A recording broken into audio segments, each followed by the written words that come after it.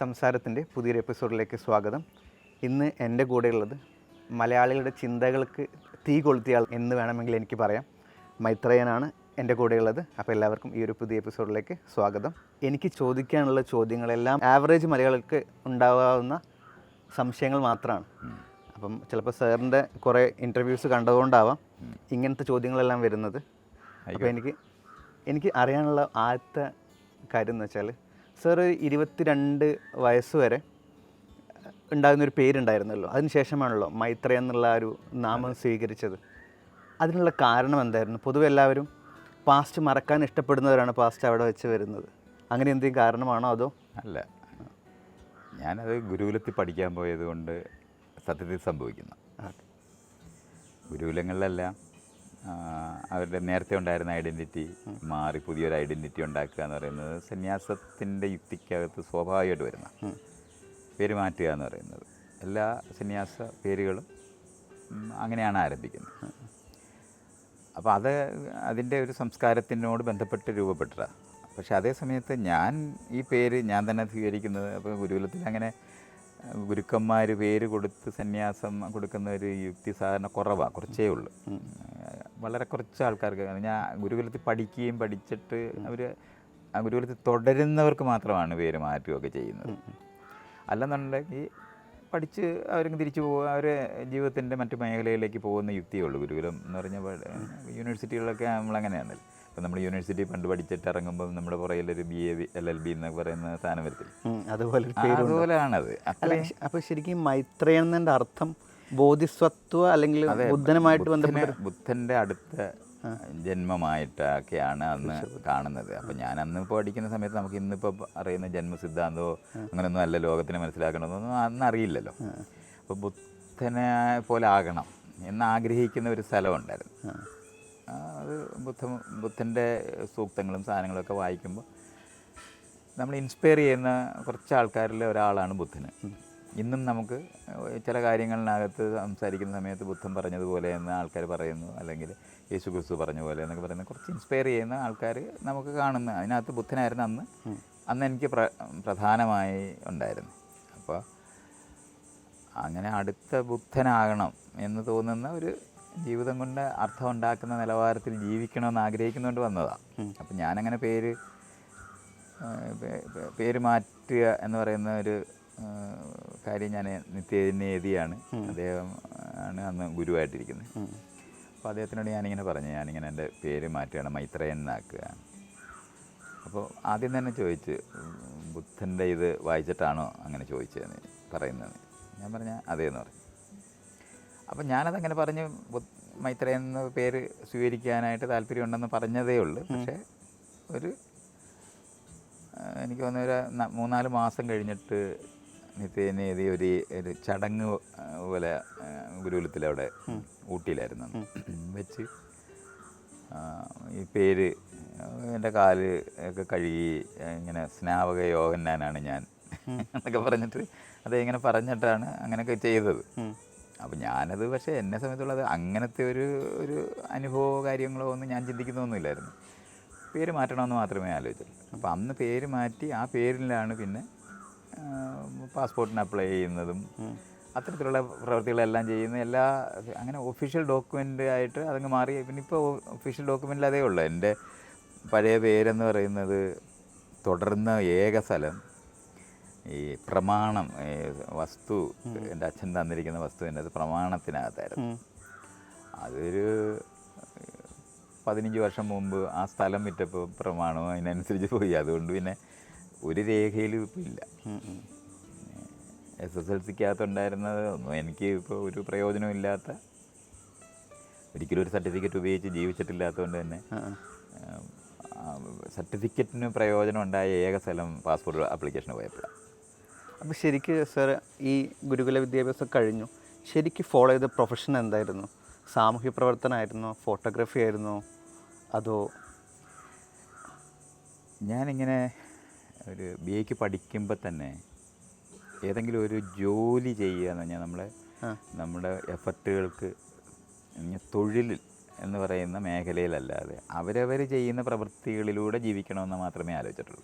അത് BAക്ക് പഠിക്കുമ്പോൾ എനിക്ക് അത് ഞാൻ ആദ്യം ജി കെ ചെസ്റ്റർട്ടനാണോ ചാൾസ് ലാംബാണോ പറഞ്ഞതെന്ന് അറിയാം.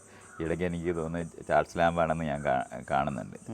അദ്ദേഹത്തിൻ്റെ ഒരു BA പഠിക്കുമ്പോൾ ഉള്ള ഒരു ഇതായിരുന്നു, ലേഖനം പഠിക്കാനായിട്ട് നമ്മൾ essays പഠിക്കുന്നത്.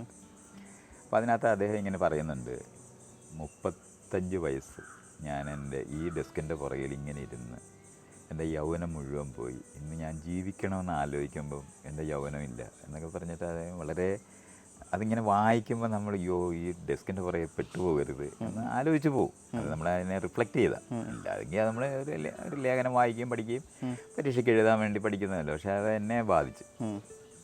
അപ്പോഴേ ഞാൻ തീരുമാനിച്ചു, ഈ ജോലി എന്ന് പറയുന്നത് കൂലിക്ക് ജോലി എന്ന് പറയുന്ന, കൂലി കൊടുത്താൽ ജോലി ചെയ്യുക എന്ന് പറയുന്നതിനകത്ത് പെടരുത്, മറ്റെന്തെങ്കിലുമൊക്കെ ചെയ്ത് ജീവിക്കണം എന്ന് മാത്രമേ ആലോചിച്ചിട്ടുള്ളൂ. അത് കാരണം കൊണ്ട് ഒരിക്കലും ഒരു ജോലി ചെയ്യുന്ന എന്ന് പറഞ്ഞാൽ വേറൊരാൾക്ക് വേണ്ടി, അത് നമ്മുടെ അധ്വാനം ചെയ്ത് നമ്മൾ ജീവിക്കുന്നു എന്ന് പറയുന്നതും നമ്മുടെ അധ്വാനം വിൽക്കുന്നു എന്ന് പറയുന്നതും തമ്മിലുള്ള വ്യത്യാസമാണ്. അധ്വാനം നമ്മൾ സെയിലിന് വയ്ക്കത്തില്ല, നമ്മുടെ കഴിവുകൾ വിറ്റ് ജീവിക്കുക എന്ന് പറയുന്നത് ഒരിക്കലും ചെയ്യേണ്ടെന്ന് തീരുമാനിച്ചു. അധ്വാനിച്ച് ജീവിക്കുക. ഇപ്പോൾ കൃഷിക്കാരനും പണിക്കാരനും തമ്മിലുള്ള വ്യത്യാസം. കൃഷിക്കാരന് ഒരേ പണിയാണ് ചെയ്യുന്നത്, കൃഷിപ്പണിയെ അയാളും ചെയ്യുന്നത്, തൊഴിലാളി അതേ പണിയാണ് ചെയ്യുന്നത്. പക്ഷെ ഒരാൾക്ക് അയാളുടെ അധ്വാനം അയാളുടേതായി മാറും, മറ്റേത് അയാളുടെ അധ്വാനം കവർന്നു പോകും. മനസ്സിലായി. പിന്നെ ഒരാൾക്ക് തീരുമാനിക്കും എന്ത് കൊയ്യണം, അതല്ല, അതിൻ്റെ ഫലം അയാളുടേതല്ല. തെങ്ങ് നട്ടതും വെള്ളം കോരിയതും എല്ലാം കൃഷിക്കാരനും കൃഷിപ്പണിക്കാരനും ചേർന്നാണ്. ഒരാൾക്ക് തേങ്ങ പിടിക്കുമ്പോൾ അത് അയാളുടേതായി മാറും, മറ്റേ ആൾക്ക് അതൊരിക്കലും അയാളുടേതല്ല. ആ കൂലി വാങ്ങി അയാൾ പോകും. അപ്പോൾ ആ കൂലി കൊണ്ട് അയാളുടെ അധ്വാനം വിൽക്കുക എന്ന് പറയുന്നത്. അപ്പോൾ ഇത് കാർമാസ് പറയുന്ന സ്ഥലം ഞാൻ പിന്നെ കാണുന്നുണ്ട്. അന്ന് ഞാൻ ഈ BA പഠിക്കുന്ന സമയത്ത് മാർക്സിൻ്റെ സാധനം വായിച്ചിട്ടില്ല. പക്ഷേ അത് തന്നെയാണ് അദ്ദേഹം പറയുന്നത്, ഏലിയനേഷൻ ഓഫ് ലേബർ എന്ന് പറയുന്ന കാര്യം പറയുന്നത്. നമ്മുടെ അധ്വാനം, ഒരു ഫാക്ടറിക്കകത്ത് നമ്മൾ ജോലി ചെയ്യുമ്പോൾ ആ ഫാക്ടറിയുടെ പ്രോഡക്റ്റ് നമ്മുടേതാകത്തില്ല, നമ്മൾ ആ കൂലി മേടിച്ച് നമ്മൾ അവിടെ നിന്ന് പോരത്തേ ഉള്ളൂ. അപ്പം ഒരു ജീവി അത് ചെയ്യുന്ന പ്രവൃത്തിയുടെ ഫലം അനുഭവിക്കുന്നവരായിട്ട് മാറേണ്ടതുണ്ട്. പക്ഷെ ഇവിടെ അങ്ങനെയല്ല. മനസ്സിലായി. ഇതാണ് വ്യത്യാസം. പക്ഷെ അതിലെപ്പോഴും ഒരു കോൺഫ്ലിക്റ്റ് ഇല്ല. അതായത് ഇൻഡിവിജ്വലായിട്ട് കൂടുതലാകുമ്പോൾ അതൊരു സസ്റ്റൈനബിൾ അല്ലാത്തൊരു സിസ്റ്റം ആവില്ല. പൊതുവെ ഇൻഡസ്ട്രിയലൈസേഷൻ വേറെ വിഷയമാണ്. അത് വേറെ വിഷയം, ചോദിക്കുന്ന വിഷയം വേറെയാണ്. അതിങ്ങനെ നമ്മളെല്ലാവരും കൂടെ എന്തിനാ ഇങ്ങനെ ജീവിക്കേണ്ട ആവശ്യമുണ്ട്? ആ ചോദ്യം ഒന്നും ഇയാൾ ചോദിച്ചിട്ടില്ല. അല്ല, ഇതിങ്ങനെ സിസ്റ്റം വേണമെന്നൊക്കെ പറയുമ്പോൾ എന്തിനാണ് സിസ്റ്റം വേണമെന്ന് പറയുന്നത്? അല്ലാതെ അത് ഞാൻ ഇപ്പോൾ ഹണ്ടർ ഗ്യാദറേഴ്സായിട്ട് ആൾക്കാർ ജീവിച്ചിട്ടില്ലേ? 3 ലക്ഷം വർഷം ജീവിച്ചില്ലേ? പിന്നെന്താ? അപ്പോൾ അത് വേറെ കാര്യമാണ്. അതുകൊണ്ടാണ്. പക്ഷെ അപ്പോഴൊരു അരക്ഷിതാവസ്ഥയില്ലേ? എന്ത് അരക്ഷിതാവസ്ഥ? അത് നിങ്ങൾ കഴിയുന്ന ജീവികളെല്ലാം അങ്ങനെയാണല്ലോ ജീവിക്കുന്നത്. സകല ചെടി എല്ലാ ജീവികളും അങ്ങനെയാണല്ലോ ജീവിക്കുന്നത്. പിന്നെന്താ അരക്ഷിതാവസ്ഥ എന്ന് പറയുന്നത്? അല്ല, ഞാൻ ഉദ്ദേശിക്കുന്നത് അത് തന്നെയാണ് ആ ചോദ്യം വരുന്നത്. മനുഷ്യർ അവരുടെ ചുറ്റുപാട് അവർക്ക് അനുകൂലമായി ഇണക്കാൻ പോകുമ്പോൾ അത് വേറെ ആളുകൾക്ക് വേണ്ടി ചെയ്തു കൊടുക്കുന്നത് വഴി ഉണ്ടാകുന്നത്. അത് ആരും എന്ന് പറഞ്ഞാൽ സ്വാഭാവികമായി ഉണ്ടായ ഒരു സിസ്റ്റമേ അല്ല ഇയാൾ ഈ പറയുന്ന അരക്ഷിതാവസ്ഥ എന്ന് പറയുന്നത്. ഇപ്പോൾ കാട്ടിലെ എത്രയോ ഇപ്പോഴും ഹണ്ടർ ഗ്യാദറേഴ്സ് ജീവിക്കുന്നില്ലേ? അവരെല്ലാവരും കൂടെ വണ്ടി കയറി ഇവിടുത്തെ നഗരങ്ങളിലേക്ക് വരാൻ ആഗ്രഹിക്കുന്നുണ്ടോ? ഇല്ല. അതുപോലെ മനസ്സിലാക്കിയാൽ മതി. അതിനെയാണ് ജീവിതത്തിനെ മനസ്സിലാക്കുന്ന പലതരത്തിൽ മനസ്സിലാക്കേണ്ടതുണ്ട്. ഈ ജീവികളെല്ലാം നമ്മളായി മാറാനായിട്ട് കൊതിക്കുന്നൊന്നുമില്ല. പക്ഷേ സാർ, ഞാൻ എൻ്റെ ഒരു ചിന്ത പറയാം. ഒരു മരം വെട്ടാനുണ്ട്, ഒരു വലിയ മരമാണ്. അപ്പം ഒരാൾക്കാണ് ആ ബുദ്ധി തോന്നിയത്.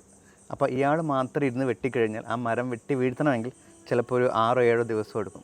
അതിന് പകരം ഇയാൾ തൻ്റെ അനുയായികളോട് പറയുകയാണ്, നമുക്കിത് വെട്ടാം, എന്നിട്ട് വെട്ടിയിട്ട് വിറകിൻ്റെ കാശ് ഫുള്ള് ഞാൻ ഒരു പങ്ക് നിങ്ങൾക്ക് തരാമെന്ന് പറഞ്ഞിട്ട് എല്ലാവരും ഒരുമിച്ച് വെട്ടിക്കഴിഞ്ഞാൽ ഒരു ദിവസം കൊണ്ട് ആ മരം വെട്ടാൻ പറ്റും.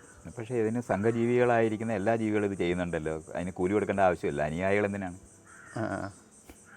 സംഘമായി ചെയ്യുന്ന പ്രവൃത്തിയെ ഒരാളുടെ പ്രവൃത്തിയായിട്ട് റെഡ്യൂസ് ചെയ്തതാണ് ഇയാൾ പറഞ്ഞുകൊണ്ടിരിക്കുന്നത്.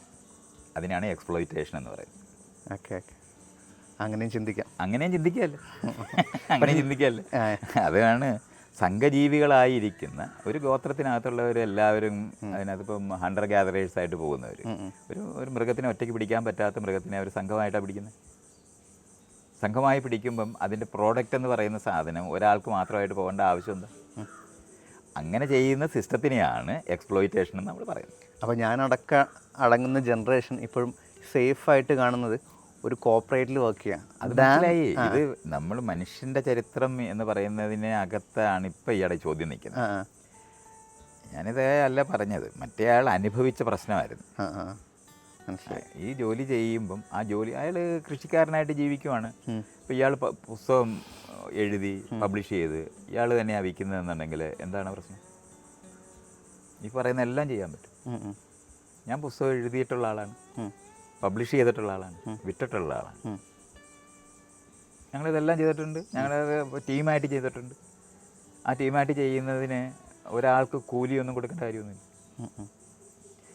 ആ വിൽക്കുന്ന പുസ്തകത്തിനകത്ത് കമ്മീഷൻ എന്ന് പറയുന്ന സാധനമായിരിക്കും അവരുടെ കൂലിയായിട്ട് മാറുന്നത്. അപ്പോൾ അത് കാരണം കൊണ്ട് പുസ്തകത്തിൻ്റെ വില ഇടുകയും നമ്മുടെ ചിലവും കൂടെ ചേർത്തിട്ടുള്ള വിലയാണല്ലോ ഇടുന്നത്. അപ്പോൾ അതിനകത്ത് നമ്മുടെ തുടർച്ച നിലനിൽക്കാൻ ആവശ്യമായിട്ടുള്ള അതിനെയാണ് നമ്മൾ ലാഭം എന്ന് പറയുന്നത്. അത് ഈ വിൽക്കുന്ന എല്ലാവർക്കും കിട്ടാവുന്നതാണ്. അല്ലാതെ ജോലിക്കാരായിട്ട് എടുത്ത് അവർക്ക് കൂലി കൊടുത്തിട്ട് അവരെ കൊണ്ട് അത് വിറ്റിട്ട് അതിൻ്റെ ലാഭം എന്ന് പറയുന്നതിൻ്റെ ഒരു അംശം മാത്രമാണ് അയാൾ കൂലിയായിട്ട് കൊടുക്കുന്നത്. അതല്ല, അതുതന്നെയാണ് നമ്മൾ ഈ പറയുന്ന ആധുനികമായിട്ട് മനുഷ്യർ കണ്ടുപിടിച്ച മറ്റു മനുഷ്യരുടെ അധ്വാനം. ആദ്യം അടിമകളായിട്ടായിരുന്നു മനുഷ്യത കൂടിയത്, അല്ലാതെ ഇയാൾ വിചാരിക്കുന്ന പോലെ തൊഴിലാളികളായിട്ടല്ല. ആദ്യം നമ്മളെ വേറെ ആൾക്കാർ പിടിച്ചുകൊണ്ട്, ഇപ്പം നമ്മളെല്ലാവരും കൂടെ സംഘമായിട്ട് പോയിട്ട് ഒരു മാനിനെ പിടിക്കുന്ന പോലെ അല്ല. എനിക്ക് വേണ്ടി നിങ്ങൾ മാനിനെ പിടിക്കണം, നിങ്ങൾക്ക് അതിനകത്തുനിന്ന് ഇത്ര കാശ് തരാമെന്നോ അല്ലെങ്കിൽ ആ ഇറച്ചിക്കകത്തുനിന്ന് ഒരു അംശം ജീവിച്ചിരിക്കാനുള്ള സാധനമേ തരുള്ളൂ. അടുത്ത ദിവസവും ആ ജോലി ചെയ്യാനുള്ള ആളായിരിക്കാനുള്ള കൂലിയേ തരുള്ളൂ. അല്ല, നിങ്ങൾ യഥാർത്ഥത്തിൽ ജീവിക്കാനൊക്കത്തില്ല. അപ്പം ആ പങ്ക് വയ്ക്കാതെ ഉണ്ടാക്കുന്ന സിസ്റ്റം ഉണ്ടാക്കിയത് അടിമയായി പിടിച്ചുകൊണ്ട് വന്ന് പണിയെടുപ്പിക്കാൻ തുടങ്ങിയപ്പോൾ അതിനകത്തു നിന്നുണ്ടായ അടിമകൾ നിലനിൽക്കാൻ ആവശ്യമായ സാഹചര്യം കുറച്ചുകൂടെ ചെയ്യണം എന്ന് പിന്നെ കണ്ടെത്തുന്നത് വഴിയായപ്പോഴാണ് അടിമ തൊഴിലാളിയായി മാറുന്നത്. സാലറിക്ക് വേണ്ടി വർക്ക് ചെയ്യുന്നു. അല്ല, അടിമ തൊഴിലാളിയായി മാറുന്ന പ്രോസസ്സാണ് നിങ്ങൾ പറയുന്നത്. അടിമയായിരുന്ന സമയത്ത് അങ്ങനെ ഒരു ചോദ്യമേ ഇല്ല. ഇപ്പോൾ ആഫ്രിക്കയിൽ നിന്ന് ആൾക്കാരെ പിടിച്ചുകൊണ്ട് പോയി അമേരിക്കയിൽ ജോലി ചെയ്യിക്കുമ്പം അവരുടെ ജീവിത സാഹചര്യം അവർ മരിച്ചു പോയ പകരം ഒരു അടിമയെ മേടിക്കുന്നു എന്നുള്ളതല്ലാതെ അവർ അങ്ങനെ നന്നായി ജീവിക്കുക എന്ന് പറയുന്ന സങ്കല്പമില്ലായിരുന്നു. അടിമത്തം മാറ്റുമ്പോഴാണ് തൊഴിലാളികളുണ്ടാകുന്നത്, തൊഴിൽ വിറ്റ് ജീവിക്കുന്നവരുണ്ടാകും. മറ്റേ തൊഴിൽ ചെയ്യേണ്ടി വരും, അത് 18 മണിക്കൂറും ജോലി ചെയ്യേണ്ടി വരും. രാവിലെ എണീറ്റ് ഉറങ്ങുന്നത് വരെ മറ്റുള്ളവരെല്ലാം ഉറങ്ങുമ്പോൾ ഇവർക്ക് ഉറങ്ങാം എന്നുള്ളതല്ലാതെ അടിമയ്ക്ക് യാതൊരുമില്ല. ഭക്ഷണമേ കിട്ടുള്ളൂ, എവിടെയെങ്കിലും കിടന്ന് ഉറങ്ങാനേ പറ്റുള്ളൂ. അവരുടെ ജീവിതം നയിക്കുക എന്ന് പറയുന്നത് വളരെ മിതമായിരുന്നു. അതിനകത്തുനിന്ന് അടിമയിൽ നിന്ന് മാറി അടിയാളർ എന്ന് പറയുന്നവരുണ്ടാകുന്ന ഒരു സ്ഥലമുണ്ട്. അപ്പോഴാണ് ആ ആളുകളിലെ തുടർച്ച ഉറപ്പാക്കുന്ന നിലവാരത്തിലുള്ള സൗകര്യങ്ങളും കൂടെ നമ്മൾ ചെയ്തു കൊടുക്കാം എന്ന് തീരുമാനിക്കുന്നത് വഴിയാണ് നമ്മളിപ്പോൾ എന്താണ് ഈ കൂലിക്ക് ജോലി ചെയ്യുന്നവരായാലും ഇച്ചിരി കുടികിടപ്പുകാരെന്ന് നമ്മൾ പറയത്തില്ലേ, നിങ്ങൾക്ക് ഇച്ചിരി സ്ഥലവും തരും ഒരു കുടിലും തരും. അത്രയും ചെയ്ത് കുട്ടികളെ ഉണ്ടാക്കി വീണ്ടും ആ ജോലിക്കാരായിട്ട് അവരുടെ മക്കളെ മാറ്റിക്കൊണ്ടിരിക്കുന്ന സിസ്റ്റത്തിനെയാണ് അടിയാളരായിട്ട് നിൽക്കുന്നത്. അത് കഴിഞ്ഞിട്ടാണ് ഫാക്ടറി വന്നപ്പോഴാണ് ഈ അടിമയും അടിയാളരും കഴിഞ്ഞിട്ട് വരുമ്പോൾ ഫാക്ടറി വരുമ്പോഴാണ് പല സ്ഥലങ്ങളിൽ നിന്നുള്ള ആൾക്കാരെ കൊണ്ടുവന്ന് ഫാക്ടറിക്കകത്ത് പണിയെടുപ്പിക്കാൻ തുടങ്ങിയപ്പോൾ അവർക്ക് സ്പെഷ്യൽ ട്രെയിനിങ് കൊടുത്ത് സ്കിൽഡ് ലേബർ ഉണ്ടാക്കേണ്ട ആവശ്യം വരുന്നത്. അതിനു മുമ്പ് കുലത്തൊഴിലെന്നുള്ള നിലവാരത്തിലുള്ള സ്കിൽഡ് ലേബറേ ഉള്ളൂ. പക്ഷെ അത് മക്കൾ അച്ഛനും മക്കളും പഠിക്കുന്ന സ്ഥലം മാത്രമാണ്. അപ്പോൾ അതിനു വേണ്ടി ഇവർ ഇൻവെസ്റ്റ് ചെയ്യണ്ട, ഇത് ഫാക്ടറിയിലെ മുതലാളിക്ക് ഇൻവെസ്റ്റ് ചെയ്യണ്ട, അത് വീട്ടിനകത്ത് തന്നെ നടക്കുന്നതാണ്. കൃഷിപ്പണി പോലെ തന്നെ ട്രഡീഷണൽ ജോലികളെന്ന് പറയുന്ന കുലത്തൊഴിലുകൾ മുഴുവനും വീടുകളിൽ തന്നെ പഠിക്കപ്പെടുന്നതാണ്. അപ്പോൾ കൊല്ലൻ്റെ മകൻ കൊല്ലനാകും, ആശാരിയുടെ മകൻ ആശാരിയാവും. അങ്ങനെ വന്നിരുന്ന സ്കില്ല് ലേബറിൻ്റെ തുടർച്ചയുണ്ട്. അൺസ്കില്ഡ് ലേബർ എന്ന് പറയുന്ന സാധനം ഈ പറയുന്ന പണികൾക്കൊക്കെ അസിസ്റ്റൻസ് എന്നുള്ള നിലവാരത്തിലാണ് വരുന്നത്. കൃഷിപ്പണിക്കാരൻ്റെ കൂടെ കൃഷി പണിയെടുക്കുന്ന കാർഷിക തൊഴിലാളി എന്ന് ഞാൻ പറഞ്ഞത്. അപ്പോൾ അവിടെ എല്ലാം ഉണ്ടാകുന്നത് അവരടുത്ത ദിവസം ജീവിച്ചു വരാനും വേണ്ടിയുള്ള സൗകര്യങ്ങൾ ചെയ്തു കൊടുക്കുന്ന പണിയാണ്. അതിനെയാണ് നമ്മൾ കുടികിടപ്പുകാർ എന്ന് പറയുന്ന വിഭാഗങ്ങൾ ലോകത്തുണ്ടായത്. കുടികിടപ്പുകാർക്ക് സ്വന്തമായി കൃഷി ചെയ്ത് ഉണ്ടാക്കാൻ പറ്റുമ്പോഴാണ് ഭൂപരിഷ്കരണം വന്നിട്ടാണ് അവർ കുടികിടപ്പുകാരല്ലാതെ കൃഷിക്കാരായി മാറുന്നത്. അപ്പോൾ ഈ ട്രാൻസ്ഫോർമേഷൻ നമ്മൾ മനസ്സിലാക്കുന്നുണ്ട്. അപ്പോൾ വർക്ക് എന്ന് പറയുന്നത്, നമ്മുടെ അധ്വാനം എന്ന് പറയുന്നത് നമ്മുടേതാക്കി മാറ്റുന്ന പ്രോസസ്സിനകത്ത് മാത്രമേ നമ്മൾ സെൽഫ് റിയലൈസേഷൻ, നമ്മുടെ ജീവിതത്തിനകത്ത് സന്തോഷവും ഒക്കെ ഉണ്ടാവുള്ളൂ. മറ്റേത് ഈ കാശ് കിട്ടുന്ന ദിവസം ചിലവഴിക്കാൻ പറ്റുമെന്ന് വിചാരിക്കുന്ന ആ ഒരൊറ്റ പ്രതീക്ഷയിൽ മാത്രമായിരിക്കും നമ്മൾ ജീവിക്കുന്നത്.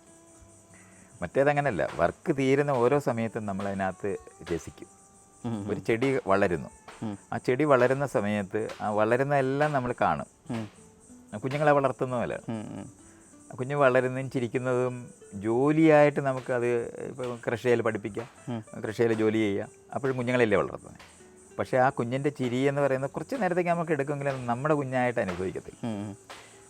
നമ്മുടെ ജോലി, നമ്മുടെ പണി, നമ്മുടെ മരം, നമ്മുടെ എന്ന് പറയുന്ന ഫീലിംഗ് കൂടെ ചേരുമ്പോഴാണ് ആക്ച്വലി സെൽഫ് റിയലൈസേഷൻ എന്ന് പറയുന്ന മേഖല ഉണ്ടാവുള്ളൂ. അപ്പം വർക്ക് ഈ ചെടി വളർന്ന് നിൽക്കുന്നത്, കുട്ടി വളർന്ന് നിൽക്കുന്നത്, അല്ലെന്നുണ്ടെങ്കിൽ നമ്മളുണ്ടാക്കിയ ഭക്ഷണം നമ്മൾ കാണുമ്പോൾ, അത് രുചിക്കുമ്പോൾ അപ്പോൾ ഉണ്ടാകുന്ന സാറ്റിസ്ഫാക്ഷൻ ഒരിക്കലും മറ്റേതുമായിട്ട് ബന്ധപ്പെട്ട് വരത്തില്ല. കാരണം ഒരു കാറ്, ഒരു ഫാക്ടറിയിലെ ആളുകൾ നിങ്ങൾ അതിനകത്ത് ഒരു നട്ട് മുറുക്കിയിട്ടേ ഉള്ളൂ.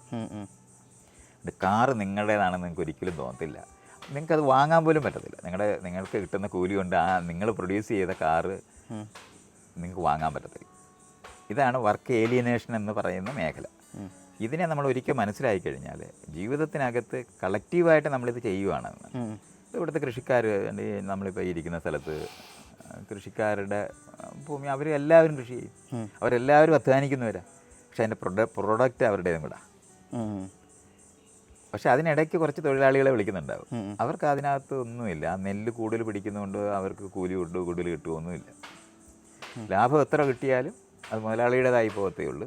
ഇവിടെ ഈ തൊഴിലാളിക്ക് അത്, പിന്നെ അതൊക്കെ നമ്മൾ കുറച്ച് ഡിവിഡൻഡ് കൊടുക്കാമെന്നൊക്കെ പറഞ്ഞ് പിന്നെ പിൽക്കാലത്ത് കണ്ടുപിടിച്ച ടെക്നിക്കുകളാണ്. കാരണം തൊഴിലാളികൾ ബഹളം വയ്ക്കാതിരിക്കാനും അവർ കഷ്ടിച്ച് ജീവിക്കാനും പറ്റുന്ന സാധനം അപ്പോഴും കൊടുക്കുകയുള്ളൂ. അത് വളരെ ബാർഗെയിൻ ചെയ്തിട്ടായിരിക്കും അതെല്ലാം ചെയ്യുന്നത്. 1 രൂപ കൂലി കൂട്ടുന്നത് നല്ല ബാർഗെയിൻ ചെയ്തിട്ട് മാത്രമേ ചെയ്യുള്ളൂ. അത് ലാഭത്തിൽ കുറവ് വരും എന്നറിയുന്ന വശമാണ്. തൊഴിലാളികൾ ജീവിച്ചിരിക്കേണ്ട ആവശ്യമുണ്ടെന്ന് ആളുകൾ കാണുന്നുണ്ട്. അതിനു വേണ്ടിയാണ് ക്വാർട്ടേഴ്സ് കൊടുക്കുന്നത്. ആ ക്വാർട്ടേഴ്സ് കൊടുത്തപ്പോൾ ചിലവ് കൂടുമെന്ന് മനസ്സിലായ സമയത്ത് ക്വാർട്ടേഴ്സിനകത്തെ മുറി കുറയ്ക്കുക എന്ന് പറയുന്ന പണികളാണ് ചെയ്തിട്ടുള്ളത്. അങ്ങനെയാണ് നമ്മൾ ഇന്ന് കാണുന്ന ന്യൂക്ലിയർ ഫാമിലിയൊക്കെ ഉണ്ടാകുന്നത്. അല്ലാതെ കൂട്ടുകുടുംബമായിരുന്നു കൃഷി കുടുംബം എന്ന് പറയുന്നത്. 10-15 പേര് കാണും. 15 പേർക്ക് ക്വാർട്ടേഴ്സ് കൊടുക്കേണ്ടി വരികയാണെന്നുണ്ടെങ്കിൽ അത്ര എളുപ്പമല്ലെന്ന് തിരിച്ചറിഞ്ഞിട്ടാണ് ഭാര്യയും ഭർത്താവും മക്കളുമുള്ള കുടുംബവും. അപ്പോൾ അവർ ക്വാർട്ടേഴ്സിൻ്റെ മുറിയാണ് കുറച്ചത്. ആദ്യത്തെ കുടുംബം എന്ന് പറയുന്നത് ഒത്തിരി പേരുണ്ട്. 8-10 മുറിയുള്ളത് 2 മുറിയായിട്ട് 2 മുറിയിലേക്ക് ചുരുക്കിയ വഴിയാണ് ഈ ഭാര്യ, ഭർത്താവ്, മക്കൾ എന്ന് പറയുന്ന കുടുംബം തന്നെ ലോകത്തുണ്ടാകുന്നത്. അതുവരെ അങ്ങനെ ഒരു കുടുംബമില്ല. ഫാക്ടറിയോട് ബന്ധപ്പെട്ട് മാത്രമാണ് ന്യൂക്ലിയർ ഫാമിലി ഉണ്ടായത്, അണുകുടുംബം എന്ന് നമ്മൾ പറയുന്നത്. അതിനു മുമ്പ് ഒരിക്കലും അങ്ങനത്തെ ഒരു അണുകുടുംബം എന്ന് പറയുന്ന ഒരു സംഭവം മനുഷ്യരുടെ ഇടയിൽ. ഇപ്പോൾ ആദ്യകാലത്ത് ഫാക്ടറി തുടങ്ങിയ സമയത്ത് അവരിങ്ങനത്തെ ഒരു പ്രൊഫഷനും കൊടുക്കുന്നില്ല. ആളുകൾ വന്ന് ജോലി ചെയ്യുന്ന, അപ്പോൾ അവരെല്ലാം ചുറ്റുപാടും ടെൻ്റൊക്കെ അടിച്ച് മിസറബിളായിട്ട് കഴിയും. അപ്പോൾ എന്ത് പറ്റുമെന്ന് വെച്ചാൽ ഈ ആളുകൾ അടുത്ത ദിവസം ജോലി ചെയ്യാൻ കഴിവില്ലാത്തവരായി പോകും. അപ്പോഴാണ് മുതലാളിമാർക്ക് മനസ്സിലായത് ഇവർക്ക് കുറച്ച് പ്രൊവിഷൻസ് കൊടുക്കേണ്ടി വരും. അപ്പോൾ ഈ ഫാക്ടറിയുടെ ചുറ്റിനും ആദ്യകാലത്ത് ടെൻ്റ് അടിച്ച് ദാരിദ്ര്യവാസികളായിട്ട് കഴിയുന്ന ആളുകളെ ഉള്ളൂ. അതുകൊണ്ട് ഈ മണ്ണിനകത്ത് പണിയെടുത്തുകൊണ്ടിരിക്കുന്ന അടിയാളരായിട്ടിരിക്കുന്ന ആൾക്കാരുടെ ഇടയിൽ നിന്നാണ് നമ്മൾ ഈ ഫാക്ടറി തൊഴിലാളികളെ കണ്ടുപിടിക്കുന്നത്. ആദ്യമല്ല ഫാക്ടറി അങ്ങോട്ട് ഉണ്ടാക്കിയാൽ ആ പണി അറിയാവുന്ന ആരും അവിടെ ഇല്ല. അതിനുവേണ്ടിയാണ് സ്കൂൾ ഉണ്ടാക്കിയത്. അപ്പോഴാണ് ട്രെയിനിങ് കൊടുക്കാൻ തുടങ്ങിയത്. അപ്പോൾ ട്രെയിൻഡായ ആൾക്കാർക്ക് മാത്രമേ ഫാക്ടറി ജോലി ചെയ്യാനൊക്കത്തുള്ളൂ. അപ്പോൾ ഈ ആളുകളെ എടുത്ത് ട്രെയിനിങ് കൊടുക്കേണ്ടി വരുമെന്ന് മനസ്സിലായപ്പോഴാണ് അതിന് പഠിപ്പിക്കുകയാണെങ്കിൽ നേരത്തെ തൊട്ട് പഠിപ്പിച്ചാൽ അവർക്ക് അത് നന്നായി ചെയ്യാൻ പറ്റുമെന്ന് കാണുമ്പോഴാണ് കുട്ടികൾ തൊട്ടുള്ളവർക്കുള്ള വിദ്യാഭ്യാസമൊക്കെ കൊടുക്കാൻ തുടങ്ങിയത്. അതിന് മുമ്പ് അങ്ങനെ ഇല്ല. ഞാൻ കേട്ടിട്ടുള്ളത് ഈ മതപഠനവും ഈ നോർമൽ സ്കൂളിങ്ങും വലിയൊരു ക്രൗഡിനെ ഒന്നും കൂടി ഈസി ആയിട്ട് കൺട്രോൾ ചെയ്യാൻ, അതൊക്കെ പിൽക്കാലത്തെ ഈ സൈക്കോളജിസ്റ്റുകൾ എന്ന് പറയുന്നത് ഞാനങ്ങനെ വായിച്ചിട്ടുള്ളത്. അതൊക്കെയാണ് ഞാനീ പറഞ്ഞത്. അവർക്ക് ഒരിക്കലും സത്യത്തിൽ ഈ ലോകത്തിനെ പറ്റി തീരെ അറിഞ്ഞുകൂടാതെ ഇപ്പം നടക്കുന്ന സംഭവത്തിനെ പറ്റി പറയുകയാണ് ചെയ്യുന്നത്. അതുകൊണ്ടാണ് അവർക്ക് അതിനകത്തുനിന്ന് ഇങ്ങനെയുള്ള മീനിങ്ങുകളൊക്കെ കണ്ടുപിടിച്ച് പറയുന്നത്. അങ്ങനെയൊന്നുമല്ല മനുഷ്യൻ്റെ ഹിസ്റ്ററി രൂപപ്പെട്ടത്. മനുഷ്യൻ്റെ ഹിസ്റ്ററി രൂപപ്പെട്ടത് അടിമകളെ പിടിച്ചുകൊണ്ട് അപ്പോൾ ഈ മതം എവിടെയാണ് കയറി വരുന്നത്? മതം വരുന്നത് രാജാവ് രാജ്യം ഉണ്ടാക്കുമ്പോഴാണ്. വിശ്വാസങ്ങളല്ല. ഏത് ഗോത്രത്തിനും ലോകത്തിനെ പറ്റി അറിഞ്ഞുകൂടാതിരിക്കുന്ന ആൾക്കാർക്ക് ഉത്തരം പറയാൻ ബാധ്യതയുണ്ട്. ഇപ്പം നിങ്ങൾ നിങ്ങളുടെ കുട്ടിയെ വളർത്തുന്നു. അപ്പോൾ നമ്മൾ രണ്ടുപേരും ഇവിടെ ഇരിക്കുന്നു. ഇയാളുടെ കുട്ടി ഇവിടെ ഓടി വന്നിട്ട് നമ്മൾ രണ്ടുപേരുടെ കാര്യം പറഞ്ഞുകൊണ്ടിരിക്കുന്ന സമയത്ത് ഒരു ചോദ്യം ചോദിക്കുക. സാധാരണ ആൾക്കാർക്ക് എളുപ്പം മനസ്സിലാകാൻ വേണ്ടി പറയുന്ന ഒരു ഉദാഹരണമാണ്. ഞാൻ ആ മരത്തെ കയറിയപ്പോൾ താഴോട്ട് വീണ്, മാങ്ങ താഴോട്ട് വീഴുന്നു, മഴ താഴോട്ട് വീഴുന്നു, ഈ ചന്ദ്രൻ എന്താ താഴോട്ട് വീഴരുത് എന്ന് ചോദിച്ച നമ്മൾ രണ്ടുപേരും കുട്ടികളെ വളർത്തുന്ന പ്രായമായവരല്ലേ, എന്തുത്തരം പറയും? ഒരു 500 വർഷം, 5000 വർഷം, 50,000 വർഷം മുമ്പുള്ള, അപ്പോഴും കുട്ടികളെ വളർത്തണമല്ലോ, അവരെന്തുത്തരം പറയും? അത് ആരോ പിടിച്ചു നിർത്തിയൊക്കെയാണ്. അതുപോലെ പറയും. സത്യം മനസ്സിലായാൽ സാധാരണ ഗതി പറയാവുന്ന എന്താണ്, അത് ആണി അടിച്ചു വെച്ചതാണെന്ന് വേണമെങ്കിൽ പറയും. കുട്ടിക്ക് ആ ഉത്തരം മതി. അപ്പം മതി. പക്ഷെ അവൻ്റെ കൂട്ടുകാരുമായിട്ട് സംസാരിക്കുമ്പോഴാണ് ആരെങ്കിലും ഒരാൾ ചോദിക്കുന്നുണ്ട്, അത്രയും വലിയ ആരാ അത് എന്ന് ചോദിക്കും. അപ്പോൾ അതിങ്ങോട്ടായിരിക്കും പിന്നെ വരുന്നത്. നമ്മൾ ഈ കുട്ടിയുടെ ഉത്തരം പറഞ്ഞെങ്കിലും നമ്മളതിന് സത്യത്തിൽ നമുക്ക് ഉത്തരം അറിഞ്ഞൂടാ. അപ്പോൾ നമ്മളൊരു വലിയൊരാളുണ്ട്, ആകാശത്തിരിപ്പുണ്ട് എന്നൊക്കെ ഇങ്ങനെ പറയേണ്ടി വരും. അങ്ങനെ പറഞ്ഞ വിശ്വാസങ്ങളാണ് എല്ലാ ഗോത്രത്തിലും ഉള്ളത്. വിശ്വാസം എന്ന് പറയുന്നതും എന്നുവെച്ചാൽ എന്താണെന്നറിയാതെ ഒന്നിനെ ആരെങ്കിലും പറയുന്നത് കേട്ട് വിശ്വസിക്കുന്നതിനാണ് വിശ്വാസങ്ങളെന്ന് പറയുന്നത്. അറിഞ്ഞിട്ടല്ല. അറിയുന്നിടത്ത് വിശ്വാസം എന്ന് പറയുന്ന അർത്ഥം ആവശ്യമില്ല. അത് മുന്നറിവാണ്. നമ്മളിപ്പോൾ റോഡിൻ്റെ സൈഡിൽ ബസ് കാത്ത് നിൽക്കുന്നത്, ബസ് അവിടെ ബസ് സ്റ്റോപ്പിൽ എഴുതി വെച്ചിട്ടുണ്ടാകും ബസ് ഇത്ര മണിക്ക് വരും എന്നൊക്കെ. അത് മുന്നറിവാണ്. അല്ലാതെ നമ്മളിങ്ങനെ വിശ്വാസമുള്ള ഒരാൾ പാടത്ത് പോയി നിൽക്കും, അവിടെയും വണ്ടി വരുമെന്ന് വിചാരിച്ചു. അങ്ങനെ ആ വ്യത്യാസമുണ്ട്. അപ്പം മുന്നറിവും വിശ്വാസവും നമ്മളുടെ വ്യത്യാസം പാടത്ത് വണ്ടി കാത്ത് നിൽക്കുന്ന ആൾക്കാരുടെ കൂട്ടാണ്. അവിടെ വരത്തില്ലെന്ന് നമുക്കറിയേണ്ടതുണ്ട്. അവിടെ റോഡില്ല, ഈ സിസ്റ്റം ഉണ്ടായിട്ടില്ല, അതുകൊണ്ടാണ് അവിടെ ഇല്ല. അപ്പം അത് രണ്ടും വിശ്വാസമല്ലേ. വണ്ടി വരുന്നതിനെ പറ്റി നിങ്ങൾക്ക് തീർച്ചയില്ലായിരുന്നല്ലോ എന്നൊക്കെ പറയുമ്പോൾ നമുക്കറിയാം വണ്ടി വരും, ഇന്നടുത്ത് ആ സിസ്റ്റം ഉണ്ടാക്കിയിരിക്കുന്നു എന്നുള്ളത് കൊണ്ടാണ്. അത് മുന്നറിവെന്ന് പറയുന്ന സാധനം കൂടെ ചേർത്താലേ പറ്റുള്ളൂ. പലപ്പോഴും പല വിശ്വാസങ്ങൾക്കും വേറെ സൈഡിലുള്ള ചില മുന്നറിവുകളുണ്ടാകും. നേരത്തെ പറഞ്ഞില്ലേ മാങ്ങ താഴോട്ട് വീഴുന്നു എന്ന് പറയുന്നത്. അപ്പോൾ ഇതിന് മുകളിൽ ഒരാൾ അത് അടിച്ചു വെക്കണമെന്ന് പറയുന്നത് വിശ്വാസമായിട്ട് മാറുന്നത് ഇത്രയും പ്രോബബിലിറ്റിയുടെ കാര്യങ്ങളെപ്പറ്റി നമുക്കറിയാം. പക്ഷെ മറ്റേത് നമുക്ക് അത് അറിഞ്ഞുകൂടാ. അപ്പോൾ ഇതിൻ്റെ യുക്തി ഉപയോഗിച്ചിട്ടാണ് നമ്മൾ അവിടെ ഒരാൾ ആണി അടിച്ചു വെച്ചതാണെന്ന് പറഞ്ഞത്. അപ്പോൾ ആണി അടിക്കുന്നതൊക്കെ ഉള്ളത് വേണം. അതൊക്കെ നമുക്ക് പറയാൻ പറ്റും. ആണി അടിച്ച് സാധനങ്ങൾ വയ്ക്കും, മുകളിൽ വയ്ക്കും, അതെല്ലാവർക്കും അറിയാം. അപ്പോൾ അതിൻ്റെ യുക്തി ഉപയോഗിച്ചൊരു ഉത്തരം പറയുക ചെയ്തത്. അപ്പോൾ അതിനകത്ത് കുറച്ച് ശരിയുണ്ടെന്ന് നമുക്ക് തോന്നും. പക്ഷേ യഥാർത്ഥ ഉത്തരം എന്ന് പറയുന്നത് അന്ധവിശ്വാസം. അപ്പോൾ വിശ്വാസവും അന്ധവിശ്വാസവും തമ്മിൽ വ്യത്യാസമൊന്നുമില്ല. നമുക്ക് അറിഞ്ഞുകൂടാത്തടത്താണ് വിശ്വാസം വർക്ക് ചെയ്യുന്നത്. അറിയുന്ന കാര്യങ്ങളിനകത്ത് മുന്നറിവെന്നുള്ള നിലവാരത്തിലുള്ള കാര്യങ്ങൾ മാത്രമേ ഉണ്ടാവുള്ളൂ. അല്ലാതെ അത് അന്ധവിശ്വാസമല്ല. അങ്ങനെ നമുക്കറിയാം. അത് വെള്ളം തീ കത്തിക്കുമ്പം വെള്ളം തിളയ്ക്കുന്നത് എങ്ങനെയാണെന്നുള്ളത് അറിയാം. അവിടെ ഒന്നും ഇങ്ങനെ ഞാൻ വിശ്വസിക്കുന്നു വെള്ളം തിളയ്ക്കും എന്ന് പറയേണ്ട കാര്യമൊന്നുമില്ല. അറിയുന്നിടത്തൊന്നും വിശ്വാസം വർക്ക് ചെയ്യത്തില്ല. അപ്പോൾ ഈ അറിഞ്ഞുകൂടാത്ത ഒരു വശം ലോകത്തിന് നിൽക്കുന്ന കാരണം കൊണ്ട് അവിടെയാണ് ഈ വിശ്വാസങ്ങൾ നിൽക്കുന്നത്. അപ്പോൾ എത്രത്തോളം നിങ്ങൾക്ക് അറിവുണ്ടാകുന്നത് അതൊരു മെഴുകുതിരി കത്തിച്ച് വയ്ക്കുന്ന പോലെയാണ്. നിങ്ങൾക്ക് ആ മെഴുകുതിരിയുടെ വെളിച്ചത്തിനകത്തുള്ളതെല്ലാം നിങ്ങൾക്ക് ഡിസ്ക്രൈബ് ചെയ്യാൻ പറ്റും. പക്ഷേ ആ വെളിച്ചത്തിനപ്പുറത്തുള്ളത് അറിഞ്ഞുകൂടാ. അപ്പോൾ ആ അറിഞ്ഞുകൂടാത്തടത്ത് അന്ധമായിട്ടുള്ള വിശ്വാസങ്ങൾ വരും. അങ്ങനെയാണത്. അപ്പോൾ കുറച്ചുകൂടെ വലിപ്പമുള്ള ഒരു വെളിച്ചം വെച്ചാലോ കുറേ കൂടെ അപ്പുറത്ത് വീഴും. അവിടെയും നിങ്ങൾക്ക് വിശ്വാസം വേണ്ട. നമുക്ക് പറയാൻ പറ്റും അവിടെ ഇന്ന സാധനം ഇരിപ്പുണ്ട്. അതിനപ്പുറത്ത് എപ്പോഴും നമുക്ക് അപ്പോൾ അറിവിന് അതിര് വരും. അറിവിന് അതിര് വരുന്ന അകത്ത് നമുക്കൊരു തീരുമാനം എടുക്കാനും പറ്റും, പാടില്ലാതെ പറയാനും പറ്റും. പക്ഷെ അതിനപ്പുറത്തുള്ളത് അഭ്യൂഹമായിട്ട് നിൽക്കും. ആ അഭ്യൂഹങ്ങൾ വെച്ചിട്ട് പറയുന്ന ലോകം മനുഷ്യർക്ക് എന്നും ഉണ്ടാകും. എന്നും അറിവിനതിരുണ്ടാവും. പക്ഷേ അഭ്യൂഹങ്ങൾക്ക് അനന്ത സാധ്യതകളാണ്. ഇഷ്ടംപോലെ പറയാൻ പറ്റും. ഈ എപ്പിസോഡ് ഞാനിവിടെ നിർത്തുകയാണ്. ഇനി അടുത്ത എപ്പിസോഡ് ഇതിൻ്റെ ബാക്കി ഭാഗം കാണാം.